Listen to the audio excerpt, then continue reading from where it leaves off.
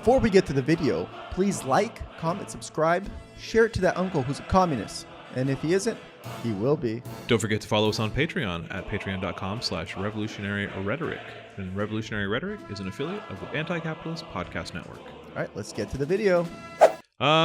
What do we got? Trump VP picks? You want to do that one? Sure, let's do some Trump VP picks. We actually have a video for you. Yeah, there's a short video about this. Basically, to kind of tease into the video, it's not like he made a VP pick, but we're kind of down to what are possibly the final four of contenders for who's going to be VP for Trump. It's actually strange that this late in the game they still haven't announced. I think that's on purpose. I think there's got to be something about it. Election's only 5 months away. Yeah, you know what I mean. I think there's something about it. I think it's done on purpose that way. You know, and I think typically, so historically, VPs have always been like a strategic thing, right? Like, you're white, you want somebody in the black community. If you're white, you want a Southerner, right? And then like, so the classic example is JFK was a New England dandy, so he picked like a Johnson. hardcore Southerner who was like popular in the South, right? That is not uncommon. That's how it works. Trump is unique for the first time in history, I think, in that like he is the brand that like there is nobody that could elevate his ticket. Like Pence did nothing for. That's Pence was there for the Christian community. Pence was there for like kind of the fundamentalist community as well as kind of the more like Rust Belt kind of like moderate Trumps or Republicans. I think at this point in 2024, I don't think there's a single, especially of the final four candidates he has. Maybe Rubio on that list can provide some kind of material condition to like the DeSantis folks that hate Trump. And also Bergen, who he just provides money. He's a billionaire or millionaire. I think there is like it sounds cliche or sounds a bit cringe, but I think they might be right in a way where the person they're picking is somebody who kind of like works off of them and is very quote unquote loyal. Basically not.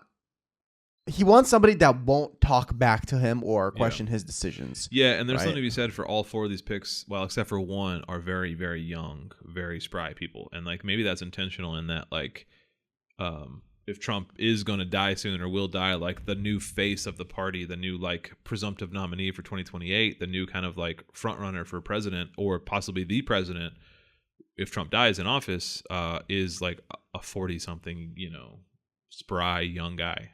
Anyway, let's roll the video and we can kind of talk after. Tonight, the battle to be former President Trump's running mate heating up and the field narrowing.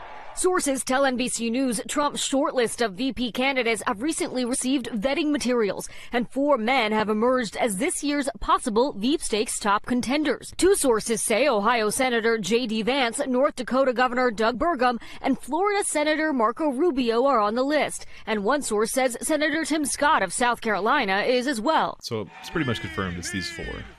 Donald Trump! All 4 candidates now fierce Trump loyalists, defending him during his New York hush money trial in the courtroom and on the air. This is the quintessential show trial. This is what you see in communist countries. This legal proceeding is disgraceful. But what about Trump calling our country a fascist state? They're trying to throw him in prison for a paperwork violation, Wolf. Vance has proven to be one of Trump's staunchest defenders, an attack dog in the media with strong base bona fides. The other senators on the short list possibly giving Trump access to voting blocks he struggled with in the past. Scott with black voters. That's another point that they're making is like this gives him some clout in the Senate for voting blocks. So like black voters, for Hispanic voters, for whatever. Yeah. That's just kind of like material. So it's not going to help him electorally because frankly, Trump doesn't need any help electorally, but there are strategic value in these 4 guys. Yeah. I think for me, there is a little bit of strategic value, whether, with what communities they represent. But I also think that it has a little bit of value of how they speak online. The charisma that they use. Pence lacked charisma. Dude was like a dull crayon. It was a charisma void, dude. Yeah. Exactly. And so all 4 of these guys have charisma except, Mr. Caterpillar eyebrows. Yeah. But even then. But Marco Rubio is clinically, online, Yeah. constantly posting. He wants somebody like that needs to like. Yeah, JD Vance is the same way. They're both like shit posters on Twitter and stuff, which is like that's kind of. Who do you think likes Trump? Yeah. It's literally like Reddit fucking like psychopaths. Yeah. They're shit posting all day. And Rubio with Latinos. The Florida senator also ramping up his rhetoric on Twitter in a decidedly Trumpian style. Who are we going to send back to the White House? And then there's this guy. Trump! Oh my God. Different interest in billionaire But he is a one-man war chest who can help fund his campaign. He's got the cash, which has though. lagged behind President Biden's in fundraising. He's been a successful businessman. I think Trump could tout that. But while President Biden's running mate Kamala Harris became the first black woman to ever serve as vice president, half of Trump's new narrower list of prospects are white, all of them male. And most of them have That doesn't matter for the with Trump Republican in Party. past. I'm a never Trump guy. I never liked him. Would you ever do business with Donald Trump? I don't think so. Why? I just think that it's important that you're judged by the company you keep. Rubio Such awkward. Just Yeah, I mean, they're all just such cowards and like kowtowers because like they've all said that they don't like Trump. And I'll admit, the guy, he's taller than me. He's like 6'2", which is why I don't understand why his hands are the size of someone who's 5'2". Have you seen his hands? They're like this. And you know what they say about men with small hands? He hit my hands. Nobody has ever hit my hands. I've never heard of this one. Look at those hands. Are they small hands? I think he's gonna go for Marco Rubio. And he knows how to talk shit. My hands, if they're small, something else must be small. I guarantee you, there's no problem. I guarantee. Apparently that's not true. Stormy Daniels said he has a tiny dick. Loyalists Oh yeah, in limbo on a politicians are also shortlist liars. as the former president mulls his next move. So was the fucking. Yeah, God, he's such a fucking idiot. Oh my God. Okay. Yeah, I don't know. All four of those have strategic value electorally, or no strategic value electorally, but they all have different like strengths. Except JD Vance. Whatever JD Vance gives, Marco Rubio also gives. Because JD Vance is from Iowa. I don't know, like Ohio. So excuse me. I don't know if there's a whole lot there. I think whatever JD Vance gives you, Marco Rubio gives you and more. So you know.